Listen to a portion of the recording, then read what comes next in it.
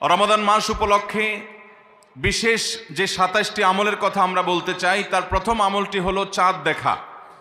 রমাদান মাসের চাঁদ শাবানের শেষ দিনে আমরা পশ্চিম আকাশে তালাশ করব, অনুসন্ধান করব। নবী করিম সাল্লাল্লাহু আলাইহি সাল্লাম বলেছেন, সোমু লিরুইয়াতিহি ওয়া আফতিরু লিরুইয়াতিহি, তোমরা চাঁদ দেখে রোজা রাখো আর চাঁদ দেখে তোমরা ঈদ উদযাপন করবে। অতএব মুসলমান রমজান মাসে সিয়াম সাধনা শুরু করবে চাঁদ দেখে, এবং সিয়াম ছেড়ে ঈদ উদযাপন করবে সেটাও চাঁদ দেখে করবে। আর এই চাঁদ দেখাটা নবী করিম সাল্লাল্লাহু আলাইহি সাল্লামের গুরুত্বপূর্ণ একটি সুন্নাহ। চাঁদ দেখতে গিয়ে কেউ যদি চাঁদ দেখতে পান তিনিও সওয়াব পাবেন। যদি আপনি চাঁদ তালাশ করেন আর চাঁদ দেখতে নাও পান, তারপরও আপনি সওয়াব পাবেন, কারণ আপনি চেষ্টা করেছেন।